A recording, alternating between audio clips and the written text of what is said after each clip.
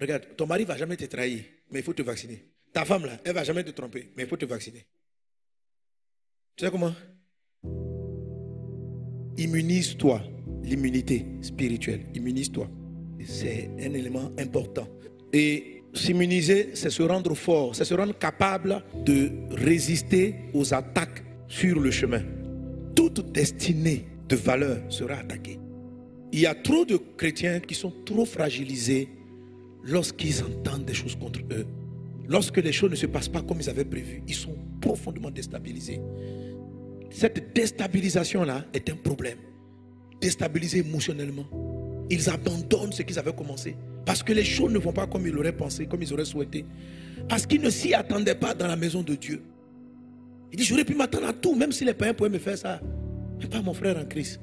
Tout ce raisonnement qui peut te sembler logique n'est pas de Dieu, c'est pas vrai. Jésus n'a jamais dit qu'un frère en Christ va jamais rien te faire. Si tu vas arriver jusqu'au bout, il faut t'immuniser. Il faut immuniser ton esprit. Il faut immuniser ton âme. Il faut immuniser ton corps. 1 Pierre chapitre 4 verset 1. Ainsi donc, Christ ayant souffert dans la chair, vous aussi, armez-vous de la même pensée, car celui qui a souffert dans la chair en a fini avec le péché. Il arme son esprit. Il lui donne des armes. Il le rend plus fort. Une arme rend plus fort. Armer son esprit, ça veut dire sois conscient que sur le chemin, il y aura un combat. Il faut enregistrer ça.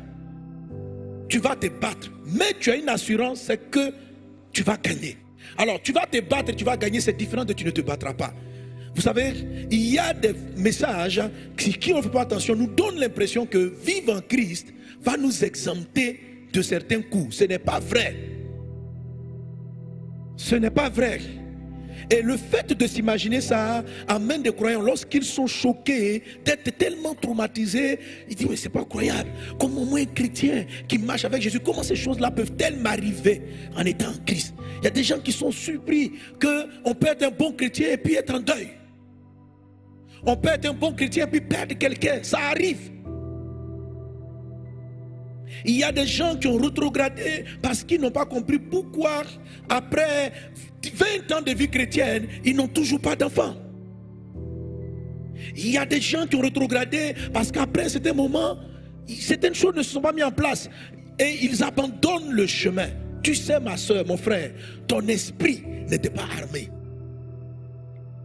Quelqu'un m'a dit, mais est-ce que ce n'est pas une manière de douter déjà de Dieu en pensant que je peux ne pas avoir ce que je souhaite? Non, ce n'est pas une manière de douter de Dieu. C'est une manière d'être prêt. Et c'est une foi dans ce que Dieu dit.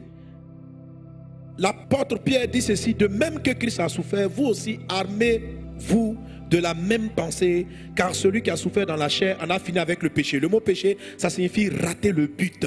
Celui qui souffre, c'est-à-dire que c'est pas que tu veux la souffrance, mais tu anticipes, tu prépares ton esprit. Tu prépares ton esprit. Alléluia. Il faut rendre son esprit fort. C'est ce que j'appelle immuniser l'esprit. Et c'est une force qui vient de Dieu lui-même. Tu dois savoir, ah Seigneur, si j'ai tel choc dans la vie, ça va me faire mal. Mais Père, rends-moi fort. Rends-moi fort. Fortifie mon esprit. Fortifie mon esprit. Oui, dans la vie, on est confronté à des adversités. Et il y en a beaucoup. Acte 14, verset 22, il est dit, fortifiant l'esprit des disciples, les exhortant à persévérer dans la foi, en disant que c'est par beaucoup de tribulations qu'il nous faut entrer dans le royaume de Dieu. L'esprit des disciples était rendu plus fort, donc fortifiant l'esprit des disciples. Il était en train d'armer l'esprit des disciples, les exhortant à persévérer dans la foi, en disant que c'est par beaucoup de tribulations qu'il nous faut entrer dans le royaume de Dieu. Donc, l'esprit n'est pas fortifié quand tu penses que tout va toujours aller bien. Quand tu crois que tout va toujours aller bien, ça devient comme un mensonge. De sorte que le jour où tu es surpris par une chose négative, tu es tellement ébranlé que cela peut arriver que tu jettes l'éponge. Mais tu ne jetteras pas l'éponge parce que ton arrivée est bénie dans le nom de Jésus. Amen. Tu ne vas pas t'arrêter en cours de route. Tu vas persévérer jusqu'à la fin. Pourquoi j'appelle ça de la vaccination ici? Parce que la vaccination, qu'est-ce que c'est? La vaccination, c'est dû à un système extraordinaire que Dieu a créé dans l'homme. les scientifiques ont découvert que le corps humain fabrique lui-même ses remèdes. En fait, c'est comme s'il n'y a pas vraiment de vrais remèdes. C'est le corps lui-même qui se guérit. La solution ne vient pas de l'extérieur. La solution vient du corps. C'est l'homme qui se guérit lui-même. Et la fortification de l'esprit dont je vous parlais, si vous l'avez, je vous assure, quelquefois même sans vaccin physique, sans médicaments, votre corps va générer automatiquement les anticorps qui vont tuer les maladies. Oui, on active ce programme d'anticorps-là par des stimulants. Mais l'Esprit de Dieu nous donne des clés pour activer. Ce dont je suis en train de parler, ça parle de l'intervention du surnaturel. C'est pourquoi je parle de la double faveur. Fortifier ton esprit, c'est extraordinaire. C'est-à-dire que dès l'instant où ton corps, ton être est en danger, pendant que tu es en train d'atteindre ta destinée, c'est pourquoi tu vas finir par bien arriver. C'est comme s'il y a un système qui attire les anges, la présence de Dieu. Et ce n'est pas simplement pour te fortifier en esprit, ça va fortifier ton âme, ça va guérir ton corps. C'est pourquoi la maladie ne peut pas t'arrêter. Si tu comprends ce système, ton corps va se rétablir. Le palu va entrer, le palu va dire, je ne peux pas continuer. Excuse-moi, je m'en vais. L'immunisation divine, elle vient de quoi? Elle vient de ce que tu as musclé ton esprit. C'est pourquoi je l'appelle le système de vaccination. Comment est-ce qu'il fonctionne la vaccination? Vous savez, comme on ne sait pas comment ça se provoque naturellement, on va chercher le microbe. On le prend en petite dose, on l'affaiblit et puis on t'envoie la maladie.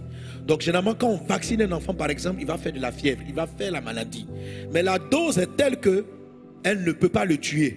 Alors le corps de l'enfant, lorsqu'il voit le virus ou le microbe, il fabrique le remède.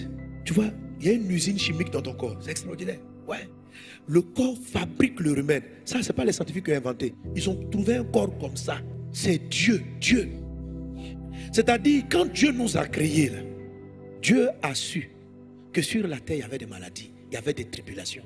Et il a créé l'immunisation.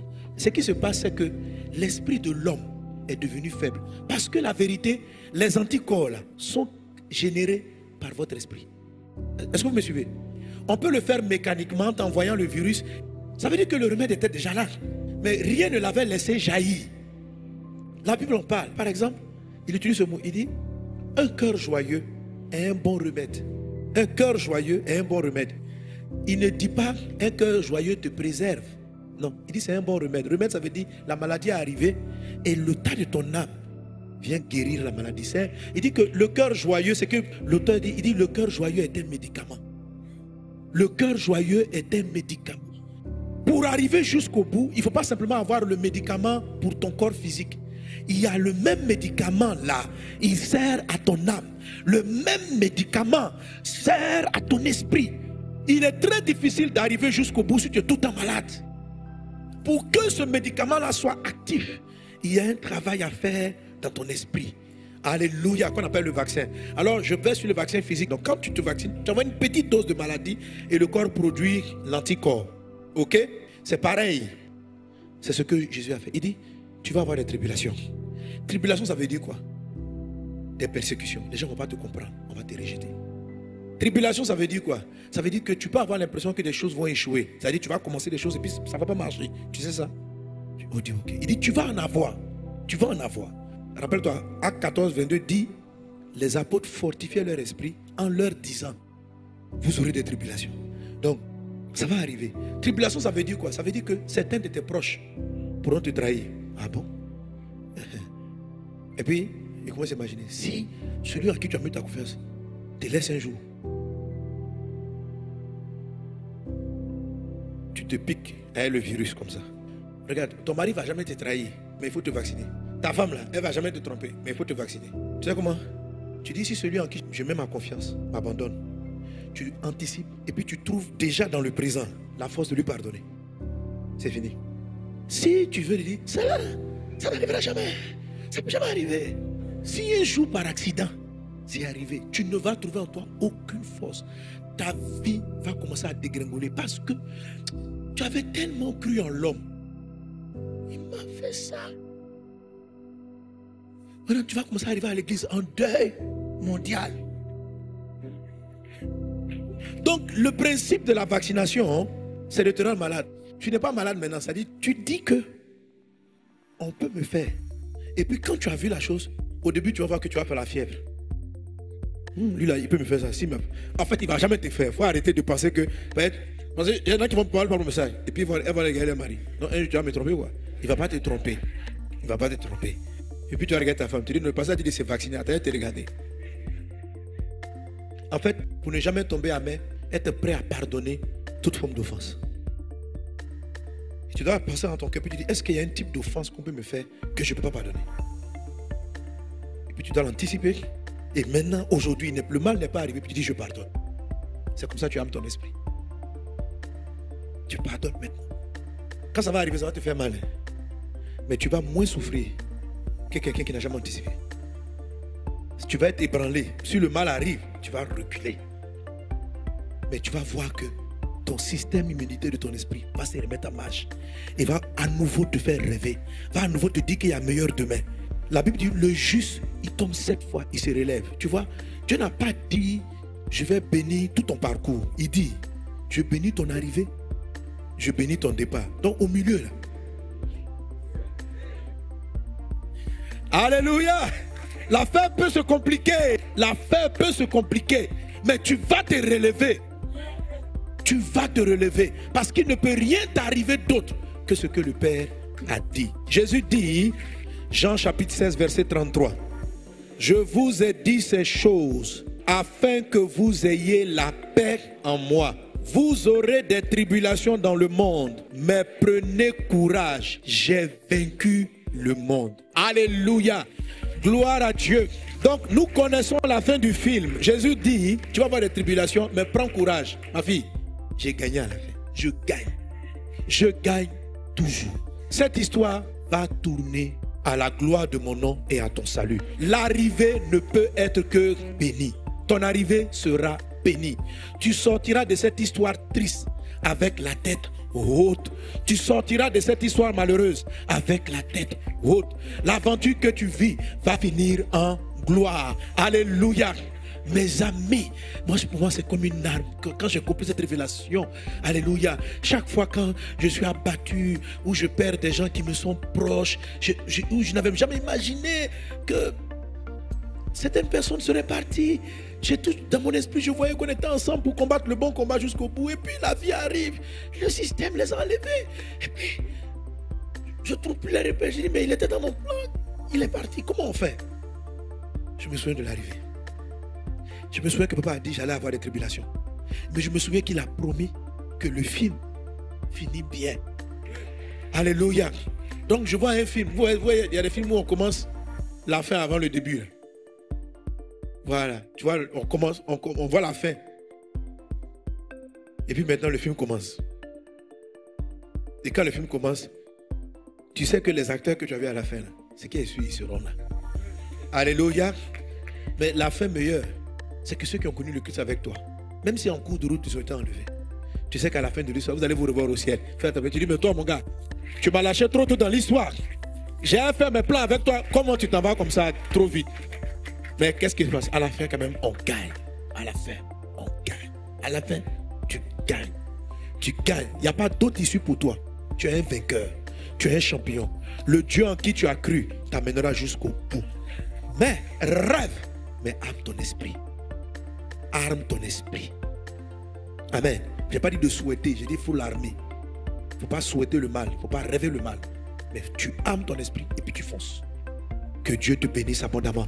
Prions Jésus-Christ et demandons à Dieu, amen, d'immuniser notre esprit pour la bataille, d'immuniser notre esprit parce que nous irons jusqu'au bout. L'entreprise va réussir. Quand tu commences une activité commerciale, il faut immuniser déjà ton esprit. Il faut te dire qu'il est possible que le gars que tu vas mettre à la comptabilité prenne l'argent et part. Quand tu as fini de faire ça, tu vaccines ta tête, tu dis bon, quand il va vacciner, comment je fais? Donc maintenant, qu'est-ce que tu fais? Avant même qu'il commence, tu as balisé ta compta d'une manière précise. Vous savez, c'est comme ça une entreprise devient forte. Une entreprise devient forte parce qu'on imagine que l'homme n'est pas fiable. Pas parce qu'on n'a pas confiance à quelqu'un, c'est comme ça qu'on fait. Tous les systèmes de contrôle, c'est pas parce qu'on a envie de dire que tu es un fautif. Non. C'est parce qu'on sait que la chair est faible. Venir faire des audits, là, c'est la sagesse. Auditer, c'est de la sagesse. Regarder, c'est de la sagesse. C'est de la vaccination. Si vous le faites en esprit, vous dites, ok, c'est possible que... Et comme c'est possible que j'anticipe, je gère ça d'abord.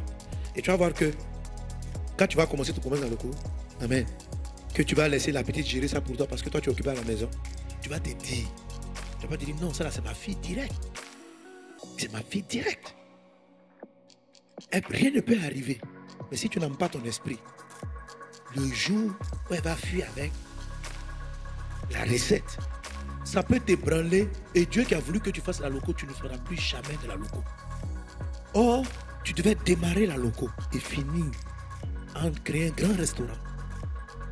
Mais dans ta tête, tu n'as jamais anticipé que le bon petit que tu as formé, ou bien peu importe, c'est pas lui forcément, mais tu n'as jamais pensé à ça. Je n'ai pas dit qu'il va le faire, mais j'ai dit qu'il faut préparer ton esprit. Et si tu prépares ton esprit, tu vas voir que ça va déterminer ton système de réaction déjà dans le présent. Quand il va venir travailler avec toi, il va savoir que chaque début de semaine, chaque jour, tu contrôles. Tu regardes la quantité de bananes qu'il est parti prendre, ce qu'il a effectivement vendu. Tu le contrôles. C'est pas que tu n'as pas confiance en lui. Tu n'as pas confiance dans la chair de l'homme. C'est tout. L'homme n'est pas fiable. On n'a pas dit de te méfier. On dit, il faut armer ton esprit. Que Dieu te bénisse abondamment. Que la grâce soit avec toi.